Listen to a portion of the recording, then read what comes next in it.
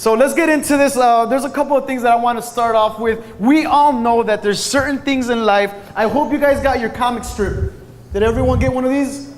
Good. Hang on to it. We're going to be using it for a couple of, well, mainly this is just for you so that you can take it home, put it on the refrigerator. It's a custom-made piece of artwork from the house, from Torch Church, for the artists that are here. So make sure you don't just throw it away, hang it up, or give it to your kids, or give it to someone else so that they could, if you're telling them, hey, come to church, this is what we're talking about, they'll get involved with it that way. So make sure you take that. So there's a couple things that we all relate to in life, and there's certain things that a lot of us do not understand. Maybe there's things that you don't understand in life that drive you crazy. A couple things that I just want to lay down a little bit of a foundation on my personal life. I do not understand a lot of things. I don't get a lot of things. And one of the things that I don't get is this whole concept of physics.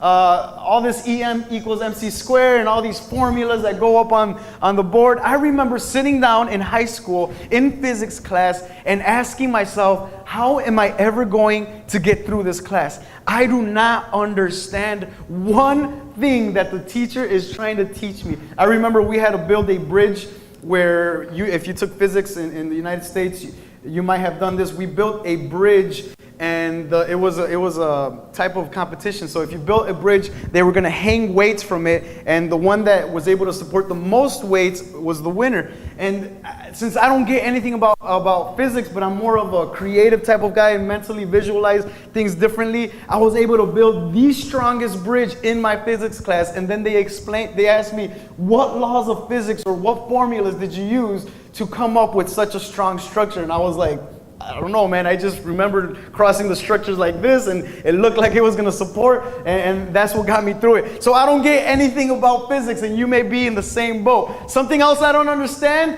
and you might not understand as well, or you might, is this whole concept or this whole game of golf. I do not understand why golf is a sport in the first place. You don't have to work out, you don't have to run, you don't have to look buff. I mean, I don't get how grown men just hit around a little ball for hours a day. I guess the whole part of golf that's exciting is that men get to get away from their wives for 4 hours and they get to enjoy themselves in nature. I don't know what it is about golf, but it's just not my thing. I don't get it, and I don't think I ever will. I don't get, this is something that drives me insane. I don't get how big guys, big muscular men, walk around with these little 10-pound dogs. I don't get that. It just baffles my mind to see these big dudes walking around with a little chihuahua. It's like, dude, you need to be walking around with a bear or get a lion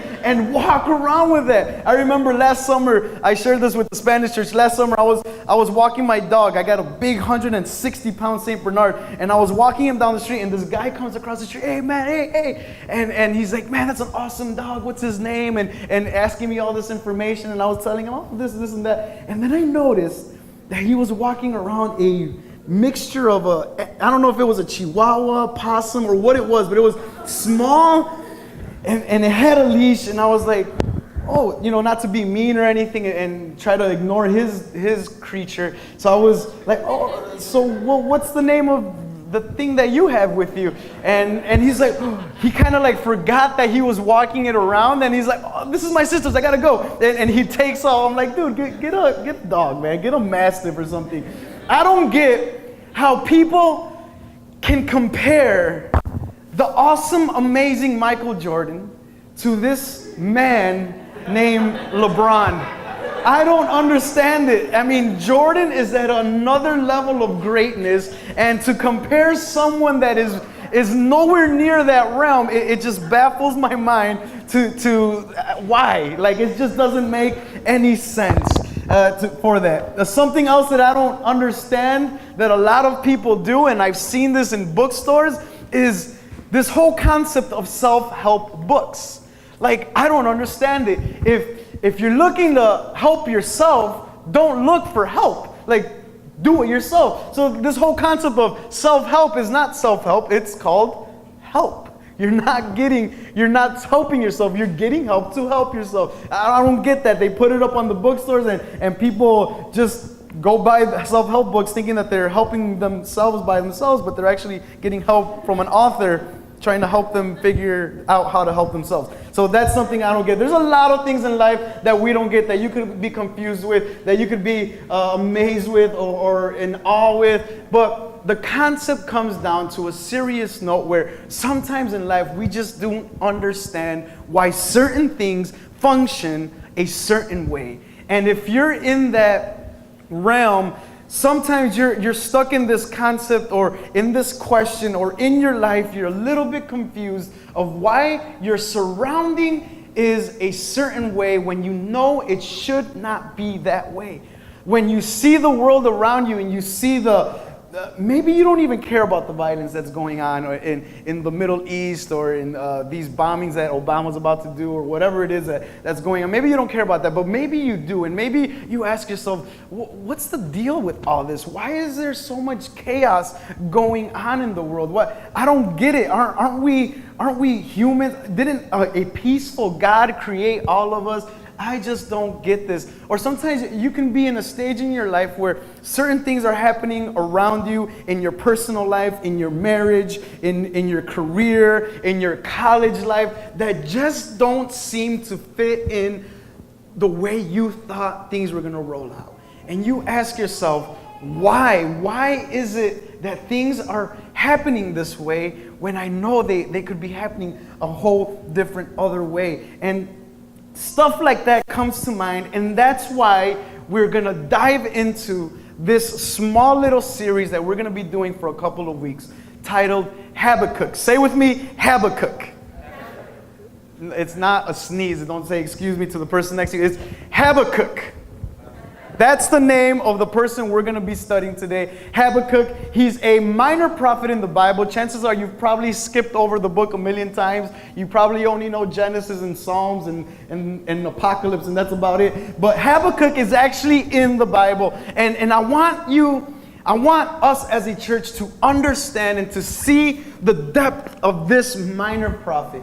And as a minor prophet, it doesn't mean that he is less important, or his message is less important, or what he had to say is less important. Basically, the Bible describes its prophets into two categories. It's the major prophets and the minor prophets. The major prophets, the only difference with the major prophets like Daniel, Ezekiel, Isaiah, is that their books are so much bigger. If you look in the Bible and you read the books of Daniel, Isaiah, more than 50 chapters, more than 30 chapters, more than 40 chapters in each book. So Habakkuk, along with 11 other minor prophets, are smaller books in the Bible, so that's why they're considered minor. So that's the major difference. It's not that their message was less significant or that they weren't in the major leagues yet as prophets. It's just that their letters were a lot smaller. So the book of Habakkuk is only 3 chapters compared to Isaiah, which is roughly around 60. So that's the difference, minor and major prophets. So we're going to throw out some facts there. Habakkuk's name is an interesting name because it means to embrace, or the embracer. It also means to wrestle, or the wrestler. So Habakkuk's name is a type of verb action name of someone that is a wrestler or wrestling with something. And Habakkuk is introduced into the biblical canon as a minor prophet, but he is the last prophet that God sends out to the kingdom of Judah before they were going to be taken over by the Babylonian Empire. So before chaos hits, God sends a prophet. And typically, when God intervenes in our lives, he sends out a prophetic voice. Now, prophets from the Bible are a little bit different. They look a lot different than the modern day prophets.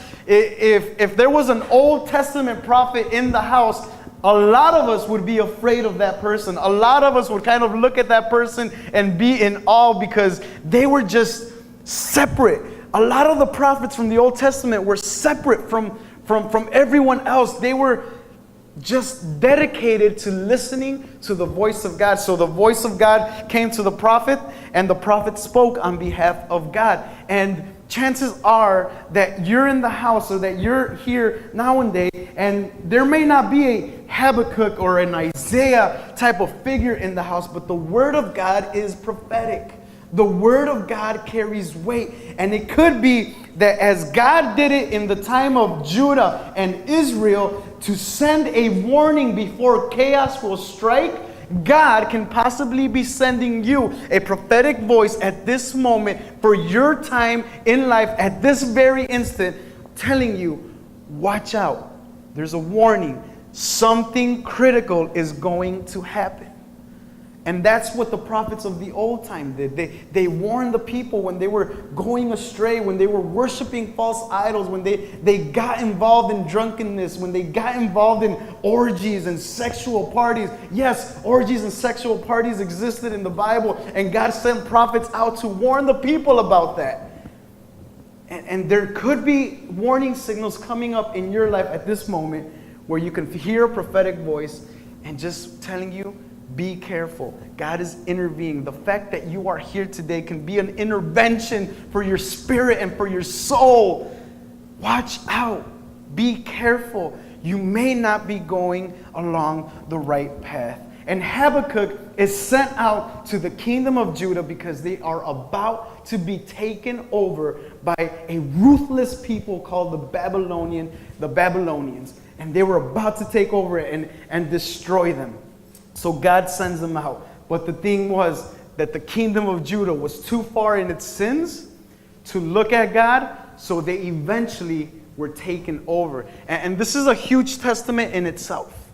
Habakkuk is sent out to warn the people about this takeover, but the kingdom of Judah was so far into their sin that they didn't want to listen. And sometimes as a people and as human beings, we are warned, we are given a warning, a one time, two times. You might have gotten warnings at your job for showing up late, or for coming in tardy, or for stealing paper clips or whatever. And there's a warning out there. And you can be in church right now knowing that your life may not be in the right path. And we're sending out warnings to come back to God, align yourself to His ways, align yourself to His word, get back on path, because destruction can come. No one likes to talk about destruction. No one likes to talk about a destroyed life, because it's not pretty. It's not fun. It's not like, oh, that's so awesome. I can't believe I'm a part of that. No one likes to talk about that stuff. But eventually, that type of stuff happens to people that kind of steer off path.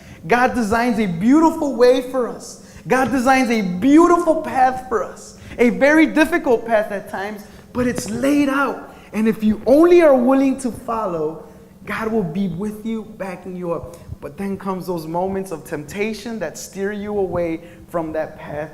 And the prophetic voice comes out and says, line up. Get back in line, man. Because if you keep going that way, it's not going to be pretty. So here we have this minor prophet stepping up and seeing and asking the same questions that many of us ask during very difficult times. So Habakkuk is in this dilemma where he sees the people of Judah in a very chaotic state. There's stuff going around in his life that he just doesn't understand. And Habakkuk raises up his voice. This 3-chapter book is the whole concept of this book is Habakkuk raising up his voice to God and asking, why? Have you ever asked God why? Have you ever found yourself face to face at a moment of desperation asking God, why is this happening? Why am I going through this? Why did that have to happen?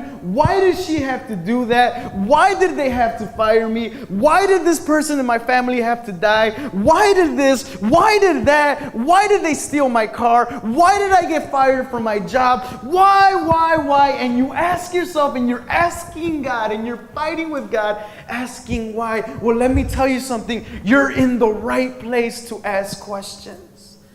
the minor prophet, the prophet of God, Habakkuk, is in the same dilemma that you're in, that you're probably in right now. And you're asking God why. And Habakkuk is faced with this dilemma in his life. And he sees all the atrocities that are going on in the world around him. And he's asking God why. Sometimes we feel that we cannot ask God why. Sometimes we feel like sinners. What? You don't ask questions. You just shut up. You take it like a man. You keep on moving. You lift your head up and you keep on going like nothing ever happened, man. You're all good. And that's not the case. You know what that's called? That's called religion. That's called, don't worry about whatever's going around you. Just keep your head up, keep focused, and stay on path. And that's what religion tries to teach you. No, we want to teach you today that you could be in the same line as the prophet and ask God questions. Because when you ask God questions, chances are, sooner or later, He will answer. And you're asking the right source.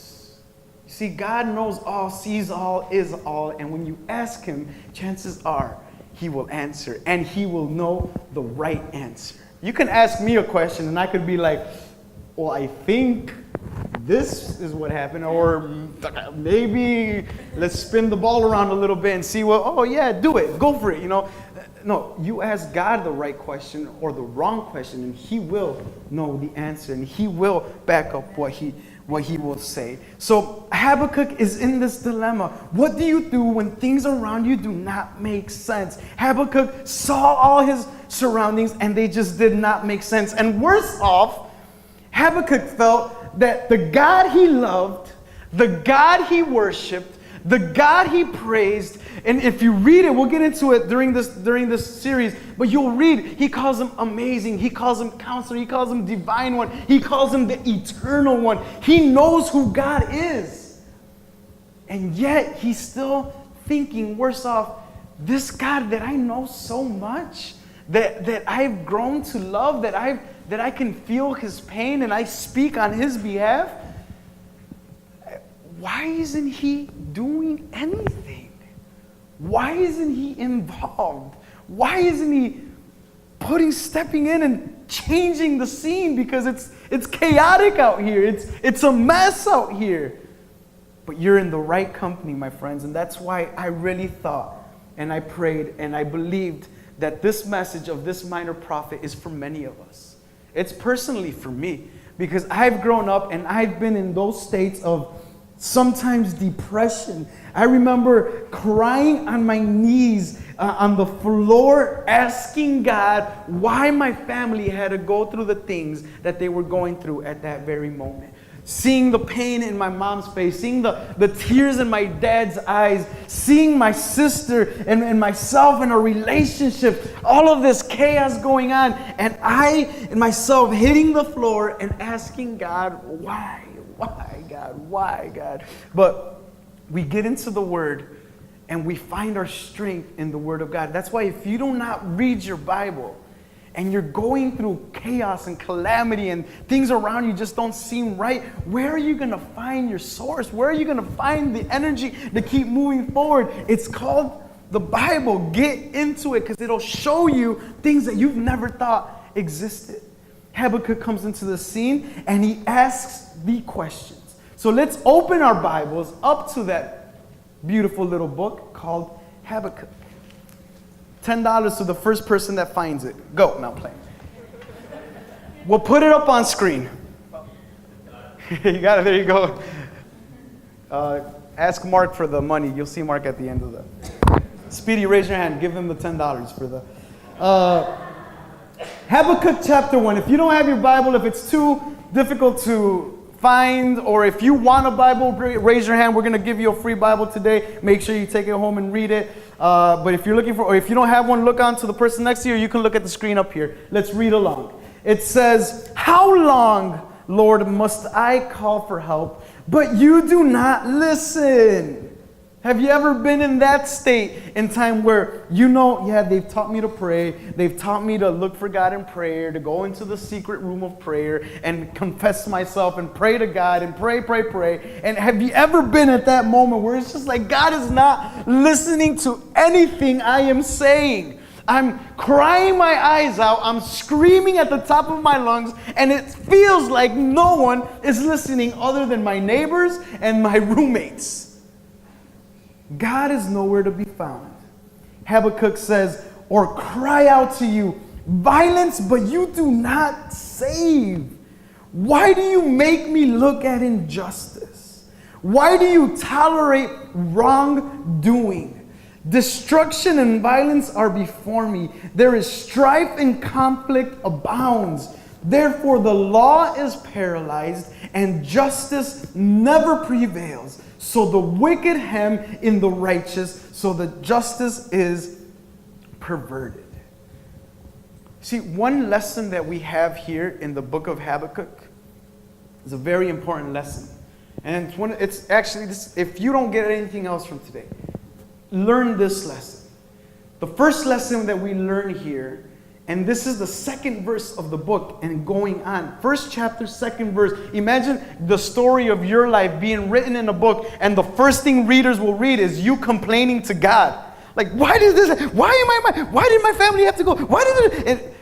It's an awesome thing to think about, that the prophet of God is writing this stuff down and screaming to him, crying out to him, complaining about him. But the greatest lesson that we learn in this is God is approachable. Say it with me. God is approachable. He is approachable. And the prophet knows this. See, that's what distinguishes sometimes people of God from people that think they know God, because they think they know God and they think they know His attributes and they think they know about Him. They've grown up in church. Yeah, I used to go to church, and every Christmas we were in church. My family goes to church. Well, they go to church twice a year, but they go to church. And we think that we have the notion of knowing God. And so when bad things happen, it's God is not approachable. God will not listen. God is turning His back away from me. So I'm just going to keep on going in my way until someone gives me a good answer. And I might find it in existentialism. I might find it in atheism. I might find it in some sect or in some people, in sex and drugs, in rock and roll. I might find it somewhere, but someone's going to give me the answer. And the people of God, like the minor prophet, understand that God is approachable. And if you learn anything today, learn that. Learn that God is approachable. Your needs, your wants, your desires, your conflicts, your inner conflict, the stuff that you're dealing with every day, all of that can be presented to God. All of that can be given up to God. And you can actually come to the throne of God with all of these questions. No one has taught you. We don't want to teach you that you cannot question God. Have in mind, there's a good way of questioning and there's a bad way of questioning. But I believe Habakkuk, and the way the book is written, he's asking the right questions. He's asking in the right heart. He really wants to know. And that's amazing, because Habakkuk knows that God knows all. Habakkuk knows that I can ask because my God knows why this stuff is happening. So I don't get it. He says it. He's like, he says, why do you make me look at injustice? Why do you tolerate wrongdoing? He's asking God, like, how can this be, God? You're an all great God. You're a God of justice. What are you thinking of as this is happening? But he asks because he knows that God has the answer.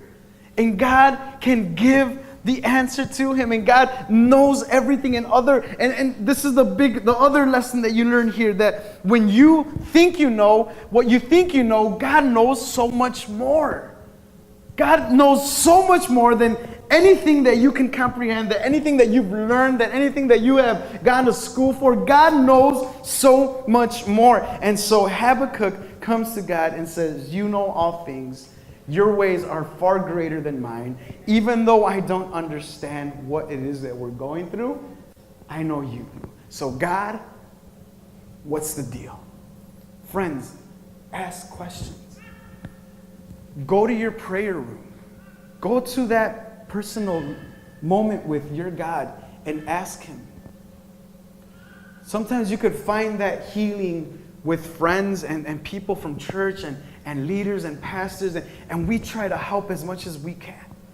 But you know who has the right answer? God has the right answer.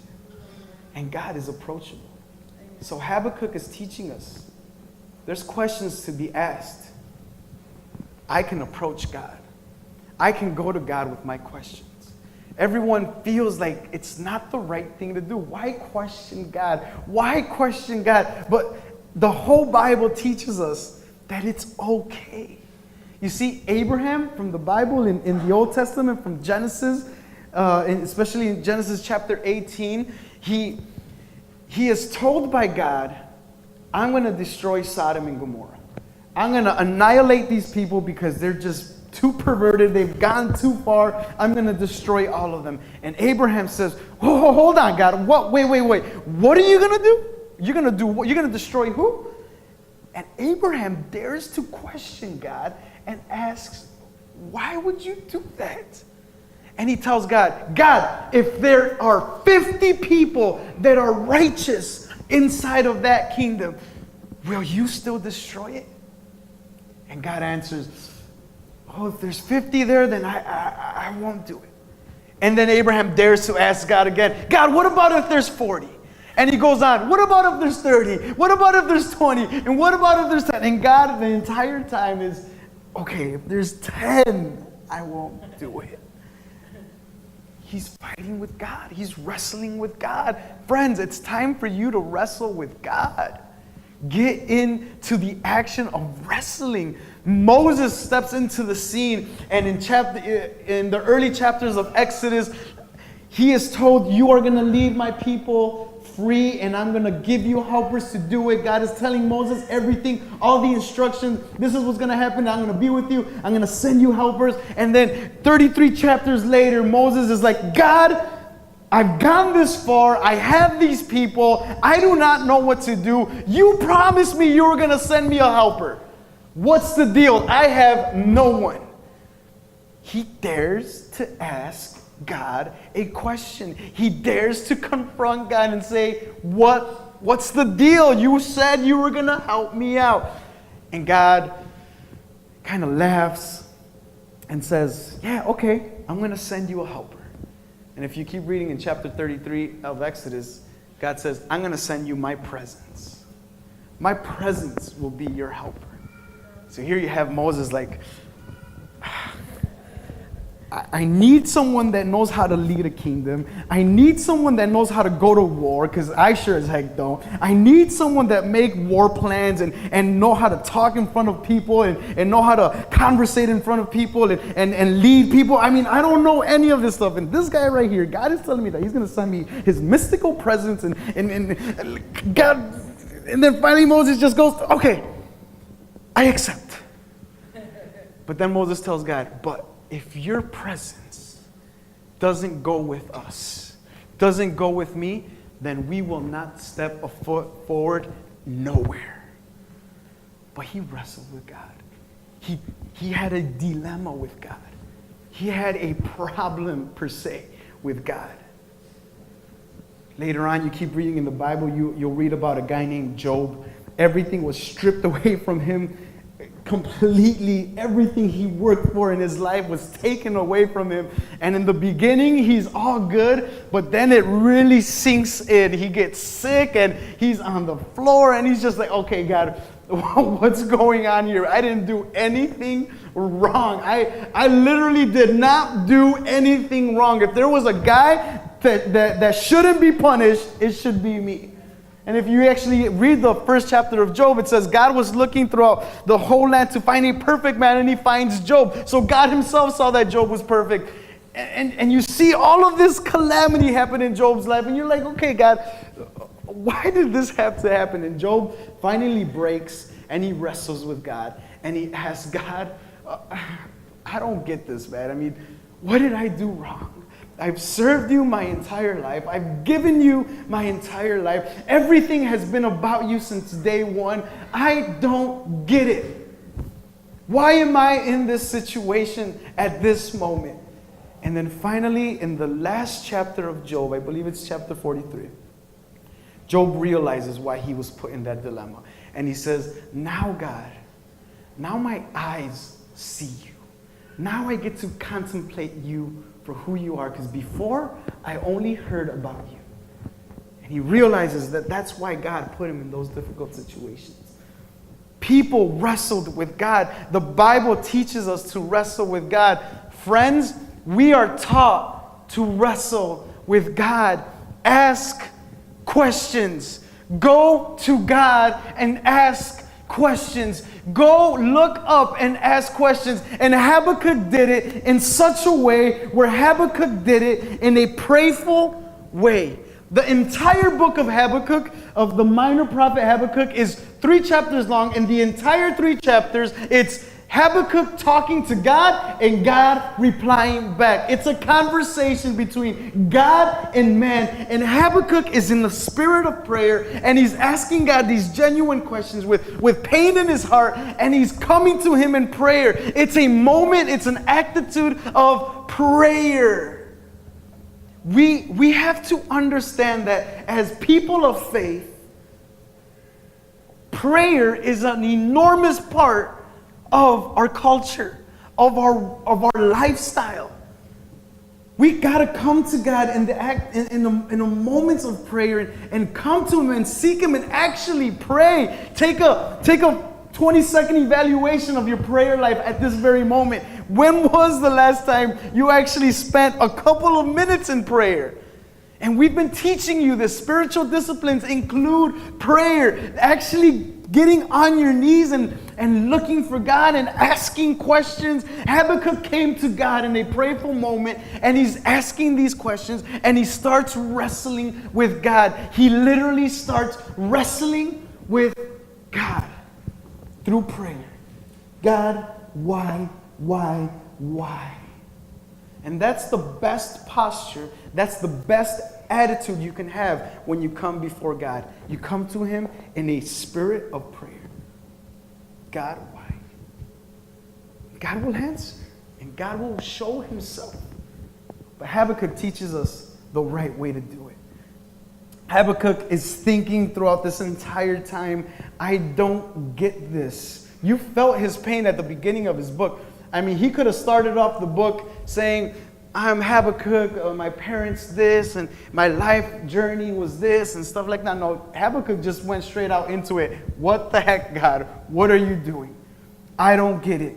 You don't care anymore. Maybe you are at moments in your life, maybe today, this week, maybe this stage in your life is a moment of, God, you do not care. You don't care about me. You don't care about my situation. Habakkuk is dealing with these things and dealing with these issues because he's seeing that God isn't doing anything. He says, you can do so much, but you're not doing anything at all. That's the worst. Knowing that God can do something and He's not doing anything. That's got to be the most difficult feeling that you will ever confront with God in your spiritual journey. Knowing that God can do something great in your situation, but He's not doing anything. And Habakkuk's there. But let me tell you this. Questioning God in the right way, in the prayerful way, is a opportunity of spiritual growth. The actual questioning God is an opportunity for spiritual growth. It's part of your spiritual formation. It's important that you do so. You may never have been to a church that they're telling you, go ahead, go to God, pray to God, question God and ask God questions. You may never have been in it. You may never have heard that you could do that. I'm letting you know it's part of a significant change in your spiritual formation.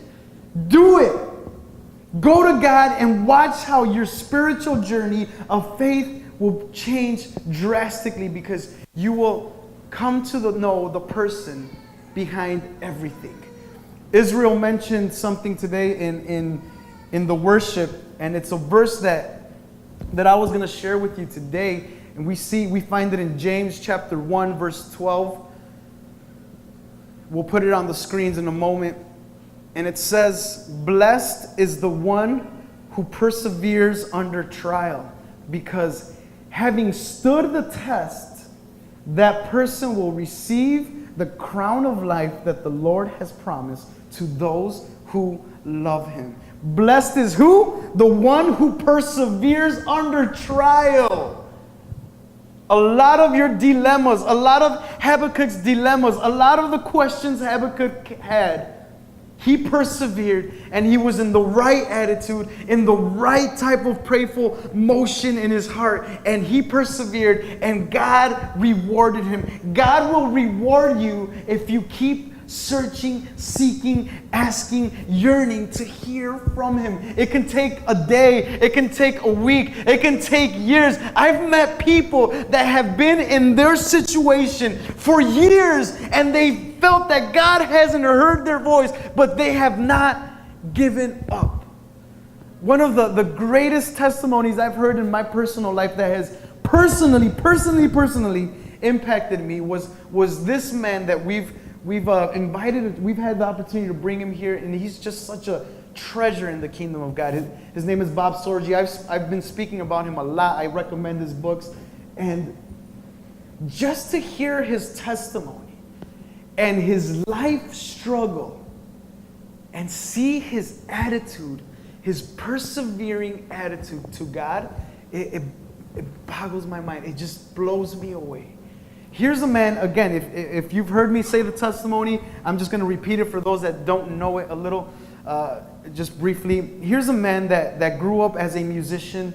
He was a singer in his church, and during a prayer meeting, a meeting that they had where people were gathered together and everyone was praying. If you've been to a prayer meeting on Sunday 8:30, that's the type of prayer meeting that they were having. A moment of actual spiritual warfare with God and with the enemy, and people were praying, and he was leading worship and playing the piano. And he says that in one of those moments, he told the congregation, "Everyone, let's just do a shout of victory, because we believe that God is going to be victorious." And everyone starts shouting, and everyone's like, "Yes, God, yes, yes, yes." And he himself is shouting, and then he realizes that he has no more voice. And so he thinks that, man, I blew my voice out. So a day goes by, and his voice doesn't come back. 2 days goes by, and his voice doesn't come back. And then he feels like there is a lot of pain in his throat, and so he goes to get checked out, and the doctors operate on him. They find something that they couldn't explain, and they operate on him, and they make it worse. And then he gets another operation, and it goes even more worse. The man, about 17 years later to date, still has no voice, and every time he speaks, it hurts.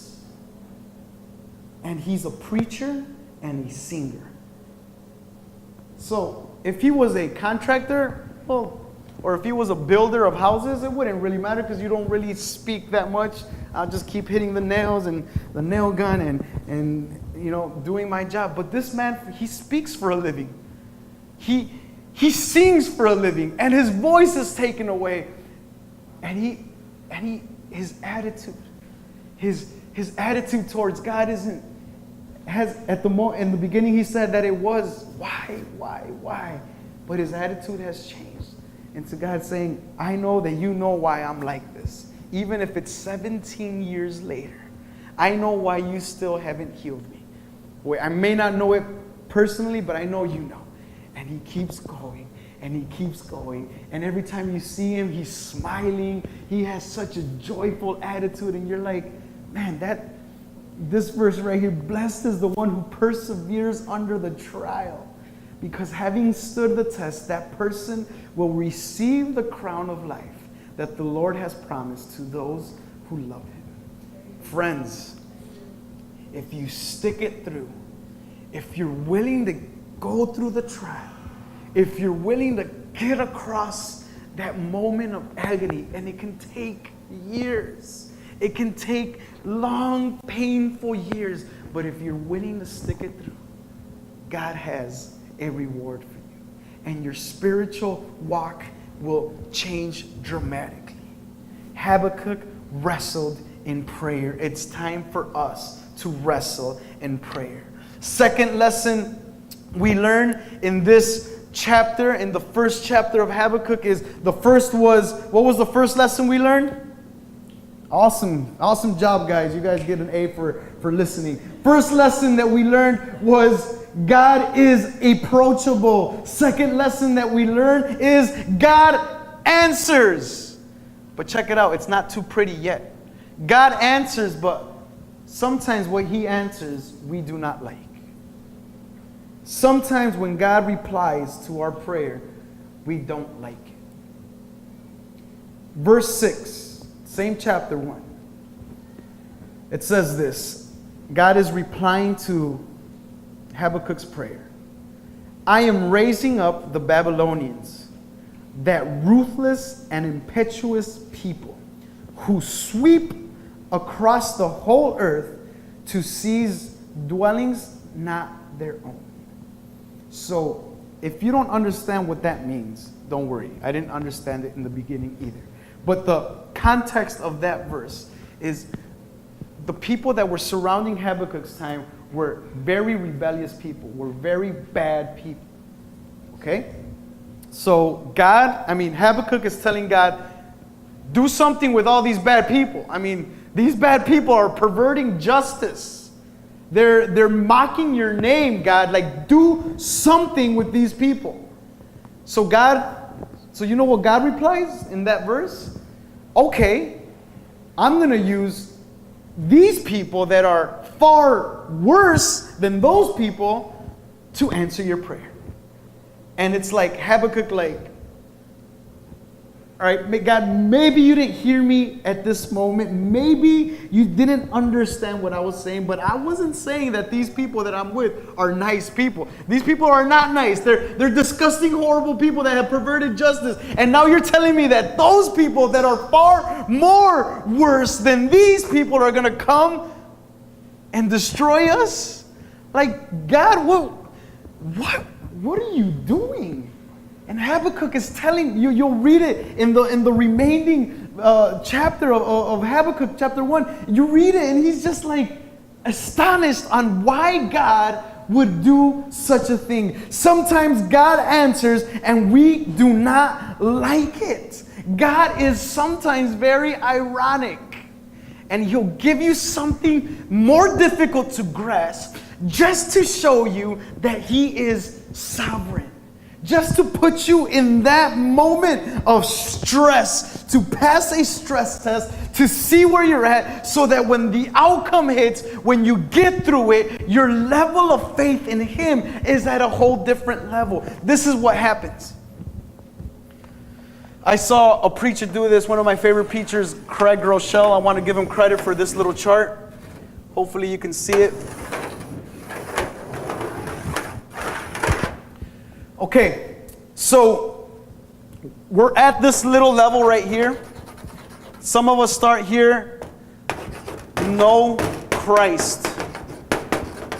We don't know Christ. Everything about Christ is different for us. He is not the Savior of our lives. He doesn't know us. We don't like Him. We don't know Him, etc. But then one day we go to church.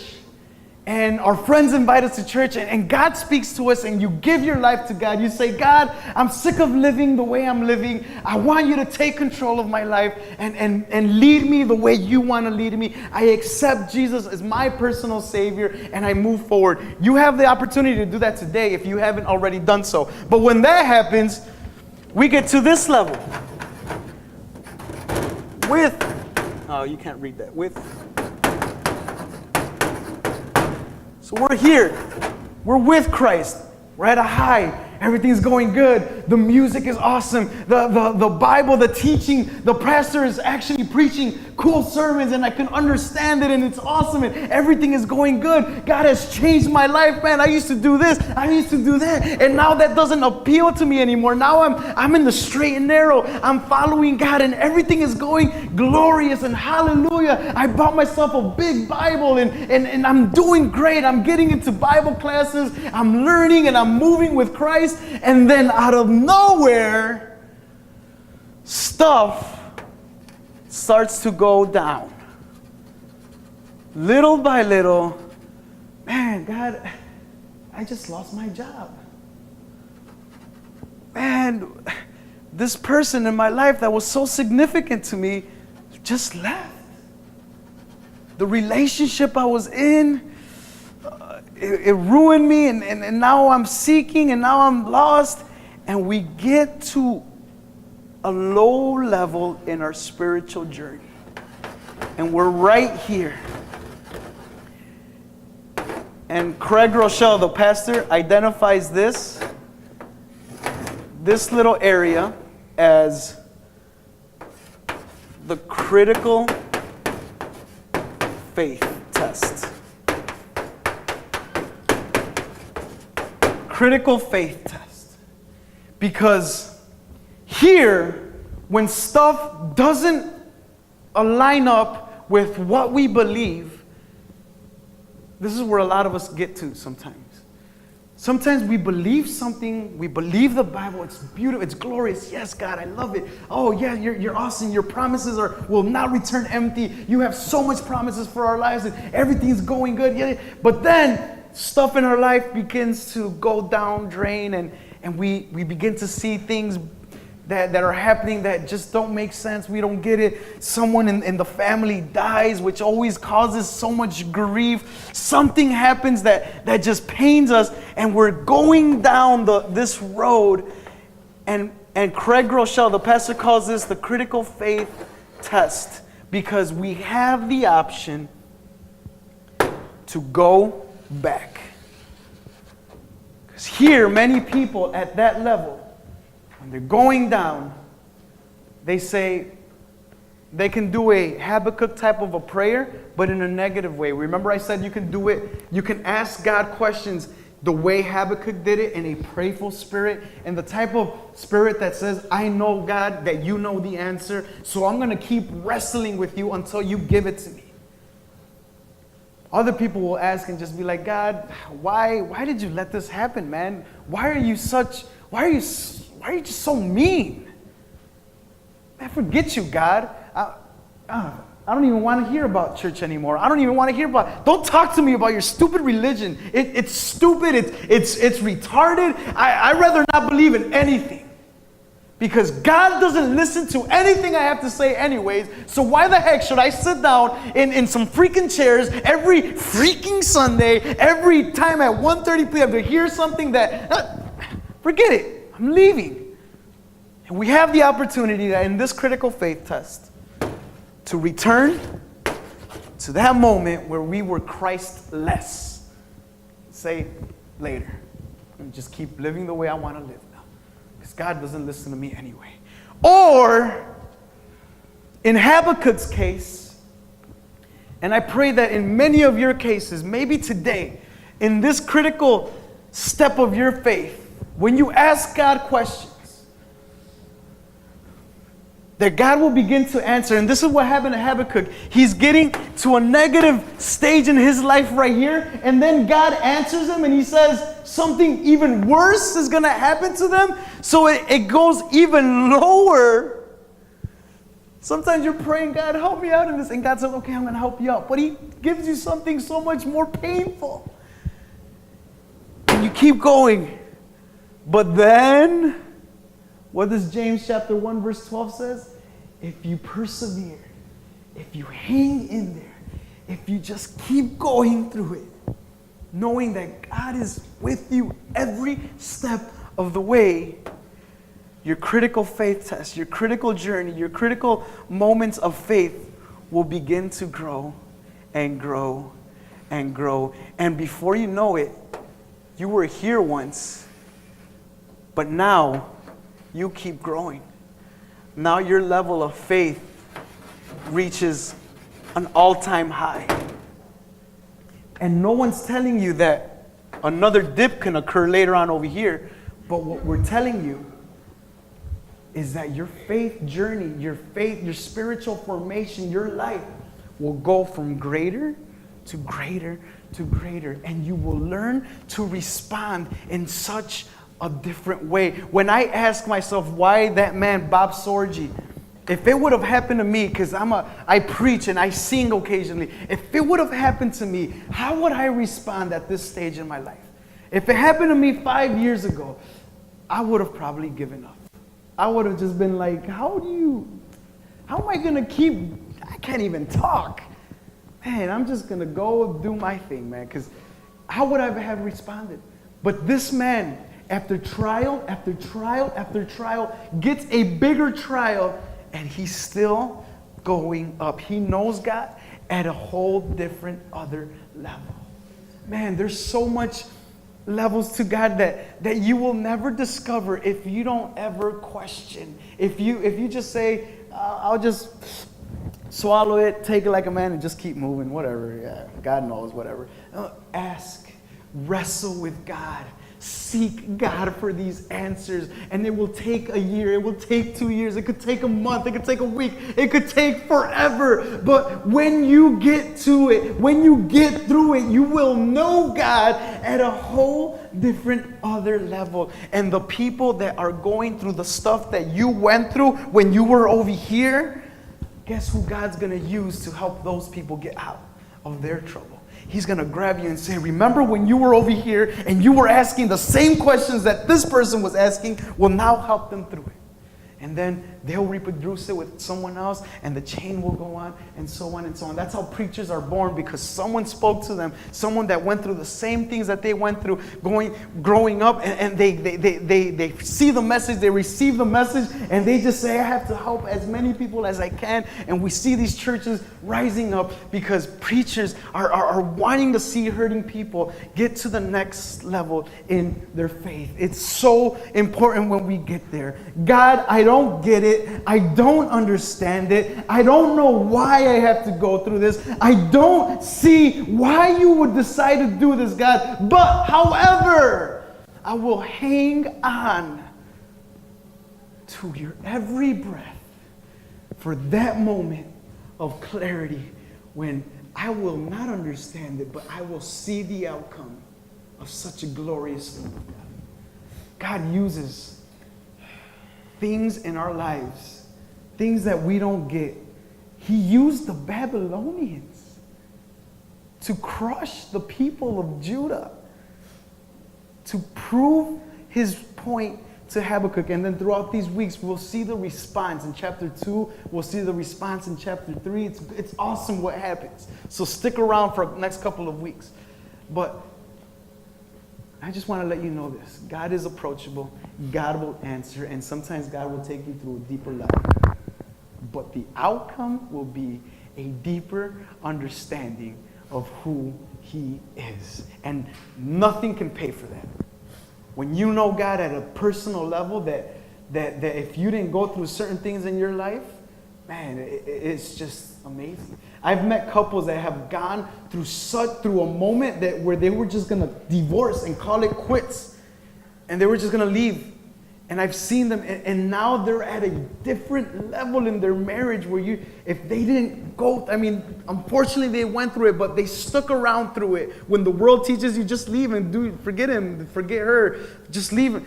They stuck around, they stuck through it, and now they're at a whole different level in their marriage, and they're helping so many other couples get through the stuff that they went through themselves. So friends of Torch, members here, stick through it. Ask questions. Go to God. You can ask me them questions, but get on your knees, seek God face to face, and fight with him until he answers. Let's stand up and pray.